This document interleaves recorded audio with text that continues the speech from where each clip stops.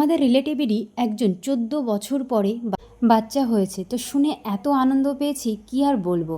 তো যাই হোক, সে আমাকে একটা কথাই বলেছে, হার মানবি না, ভগবানের প্রতি বিশ্বাস রাখবি, সব কিছু ঠিক হয়ে যাবে। তো যাই হোক, কিন্তু সত্যি বলছি, শোনার পর থেকে যেন মনকে শক্ত করেছি। হ্যাঁ, আমার হার মানলে হবে না, কষ্ট পেলে হবে না, আমাকে চেষ্টা করতে হবে, সব কিছুই হবে। তো যাই হোক, আজ আমি রান্না করেছিলাম হচ্ছে পাট শাক আর হচ্ছে সিদ্ধ ডাল, আর তার সাথে ছিল আলু সিদ্ধ। তো চলো প্রথম থেকে ভিডিওটা স্টার্ট করি। তো আমি সুস্মিতা, তো আমার চ্যানেলে তোমাদেরকে অনেক অনেক স্বাগত। ঘুম থেকে উঠেই কিন্তু আমি এই ছোট্ট ছানাটার সঙ্গে একটু গল্প করছিলাম। আমার এই গরুটাকে খুব ভালো লাগে জানো তো, ছোট্টবেলা থেকে দেখছি তো, খুব দুষ্টু প্রকৃতির। বাচ্চা কাচ্চা যেরকম দুষ্টু হয়, এইটাও ঠিক তাই। তো এখন যাই হোক, ও মা হচ্ছে, এখন যদি একটু ঠিক হয়।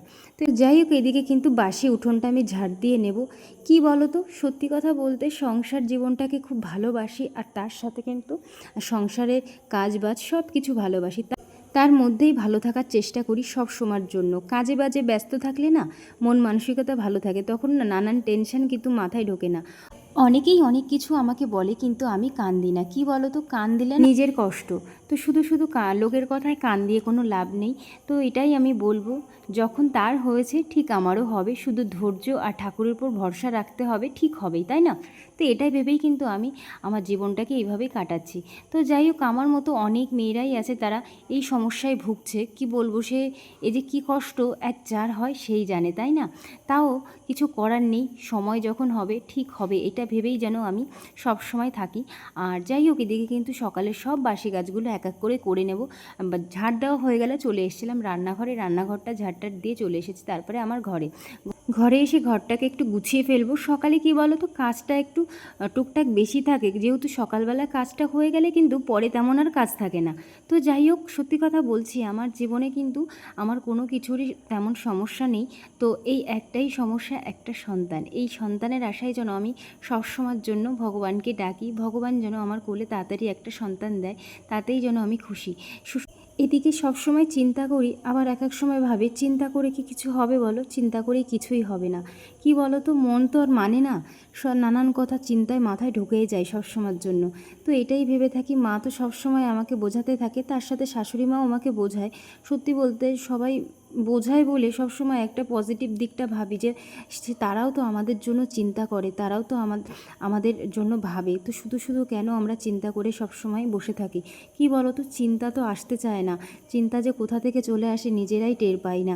তো যাই হোক, সবসময় কাজের মধ্যে ব্যস্ত থাকতে পছন্দ করি, আর কাজকে খুব ভালোবাসি। কি বলো তো, সত্যি কথা বলতে শাশুড়ি মা আর আমরা দুজনই সবসময় পজিটিভ দিকটা ভাবি বলে সবসময় অনেক কিছু কিছু মানুষের কিন্তু সেটা ভালো লাগে না। তো দুজনেই কিন্তু আমরা সবসময় ভালো থাকার চেষ্টা করি, কারণ সেও বোঝে যে আমি এত ইচ্ছা করে কোনো কিছু করি না। একটা সন্তান পাওয়ার জন্য প্রত্যেকটা মাই কিন্তু খুব কষ্ট করে, তাই না? তো তার মধ্যে আমিও। তো এবার কি বলো তো, শাশুড়ি মা আর আমরা দুজনেই সবসময় ভালো থাকার চেষ্টা করি, মানে কোনো কিছু নিয়ে কোনো ঝামেলা করি না। তো কিন্তু কিছু কিছু মানুষের নাম তুলবো না, কিছু কিছু মানুষ আছে, তারা চায় যে আমি আর আমার শাশুড়ি মা ঝগড়া করি, কেন আমাদের বাচ্চা হয় না, নানান কিছু চিন্তা করে সবাই, যে ওরা কি করে এত ভালো আছে, মানে এত কিছু ওরা ভেবে থাকে বসে। কিন্তু সত্যি কি তাই? সব কিছু কি এইভাবে হয়ে যায় বলো তো? মানুষের চিন্তাধারার কথা ভাবলে না এক এক সময় আমার হাসি পায়, জানো তো। অনেকে অনেক কিছুই আমার শাশুড়ি মাকে বলে আমার নামে, কিন্তু সেই আমাকে এসে বলে, জানো, এইসব ওইসব বলে।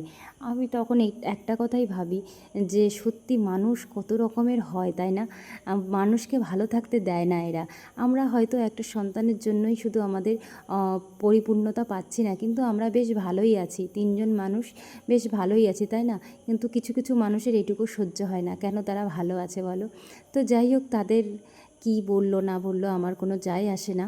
আমি ভালো থাকলে বা আমার পরিবার ভালো থাকলে তার থেকে আর কিছু লাগবে না, তাই না? তো যাই হোক, আমি কিন্তু সকাল সকাল সব কাজবাজ সেরে নিচ্ছি। আজকে হচ্ছে বৃহস্পতিবার, তো ভাবলাম যে ঘরটরগুলো একবার মুছে চান করে পুজোটা দিয়ে দেবো। তো আজকে ভেবেছিলাম একটু বাবার বাড়িতে যাব। আমার এই কানের কথা তোমাদের বলেছিলাম আগের ভিডিওতে, যে একটু কানের সমস্যা হচ্ছে, এত অতিরিক্ত গরম পড়ছে, ঠান্ডা লাগছে না, আমার কিছুদিন ঠান্ডার খুব সমস্যা হচ্ছে, যার জন্যে কানের সমস্যা হয়ে গেছে। এবার পুকুরে দুদিন চান করেছি, কানে কি জানি কি হয়েছে, ডাক্তার দেখাবো, দেখা যাক কী হয়, একটু টেনশানে আছি। একটা সমস্যা যায়, আমার একটা সমস্যা চলে আসে। কি বলবো, আমার জীবনে মানে সমস্যার শেষ নেই। তো যাই হোক, এদিকে কিন্তু সব কাজবাজ সেরে গেলে কিন্তু আমি ঘরের পুজোটা দিয়ে নেব।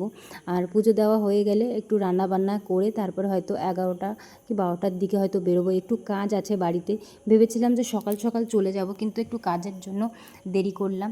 আর এই রোদের মধ্যে না যেতে খুব কষ্ট হয়। অবশ্য আমার বাবার বাড়ি বেশি দূর না, হয়তো গাড়িতে করে যেতে হয়তো 5-7 মিনিট লাগে, বেশি দূর না। এই দিক দিয়ে আমার কপালটা ভালো যে কাছাকাছি বাড়িতে হওয়াতে কিন্তু যখন তখন আমি আমার বাবার বাড়ি চলে আসতে পারি। তো কিন্তু দেখো, যাই হোক, এদিকে কিন্তু আজ আমি রান্না করেছি চিংড়ি মাছ দিয়ে পাট শাক, আর করেছিলাম সিদ্ধ ডাল, মসুর ডাল, পেঁয়াজ দিয়ে করেছিলাম, আর আলু সিদ্ধ। এইগুলো খেতে কিন্তু গরমকালে বেশ ভালোই লাগে, তাই না? বিশেষ করে ডাল, টক ডালটা খেতাম, কিন্তু কি বলো তো, কানের সমস্যার জন্য না আর টক ডালটার করিনি। সিদ্ধ ডাল করেছিলাম। এই ডালটা তোমরা খেয়েছো কিনা অবশ্যই কমেন্টে জানিও। ডালটা সিদ্ধ করার পর কিন্তু কাঁচা লঙ্কা আর কাঁচা পেঁয়াজ দিয়ে কিন্তু জাল দিয়ে সামান্য পরিমাণ একটু কাঁচা তেল দিয়ে জাল দিয়ে নামিয়ে দিতে হবে, ব্যাস হয়ে গেল আমার সিদ্ধ ডাল।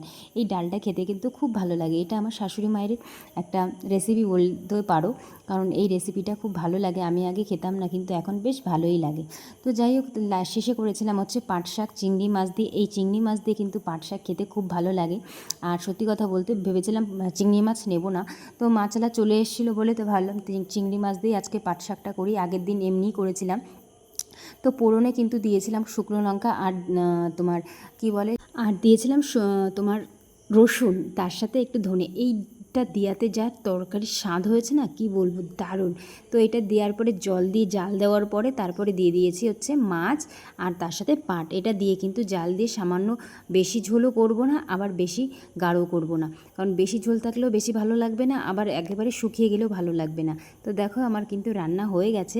এদিকে কিন্তু শুকনো লঙ্কাটা ভেজে রেখেছি, আলু সিদ্ধ মাখবো, আর এদিকে ডালটাও হয়ে গেছে, তার সাথে ভাতও হয়ে গেছে। চলো রান্নাবান্না শেষ করে কিন্তু আরেকটা বড় কাজ, সেটা হচ্ছে জল ভরা। এই গরমের দিনে বোতলে জল ভরতে ভরতে না দিন কেটে যায়, তাই না? আমার মতো কিন্তু অনেকেই আছে, কিন্তু ভীষণ অবিরক্ত লাগে জানো তো জল ভরতে গেলে।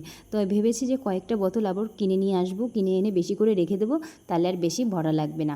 তো যাই হোক, এদিকে কিন্তু কাজবাজ সেরে কিন্তু তারপরে আমরা সবাই খেতে বসে পড়েছি, মা, তারপরে আমার কর্তামশাই আর আমি। তো খাওয়া দাওয়া করার পর বলছিলাম যে আজকে পাট শাকটা চিংড়ি মাছ দিয়ে বেশ ভালোই লাগলো, কারণ চিংড়ি মাছ দিয়েই ফার্স্ট টাইম পাট শাক দিয়ে করলাম, আর সত্যি বলতে ভীষণ টেস্টি হয়েছে, নিজের রান্না বলে না, ভালো হয়েছে। তো যাই হোক, খাওয়া দাওয়া সেরে কিন্তু আমরা এখন বেরিয়ে পড়বো বাবার বাড়ির যাওয়ার জন্য। তো এদিকে রোদের যা অবস্থা, আমার চোখ মুখ দেখেই বুঝতে পারছো, এমনিও শরীরটা ভালো না, তারপরে এই রোদে বেরোচ্ছে, আমার মাথা যন্ত্রণা বাড়ি থেকেই মানে করছে। তো যাই হোক, এদিকে কিন্তু রোদের যা তাপ, কি বলবো, মানে 40 ডিগ্রি ছুঁই ছুঁই করছে। তো বেরিয়ে পড়লাম, বেশিক্ষণ তো লাগবে না যেতে। আবার যেই দেখছি মাছ রান্না করেছে, মাংস, আর তার সঙ্গে হচ্ছে চিংড়ি মাছ দিয়ে কুমড়ো শাক বাটা। এইটাই আজকের রান্না। তো চলো, ভিডিওটা আমি এই পর্যন্ত শেষ করব। ভালো থেকো সবাই।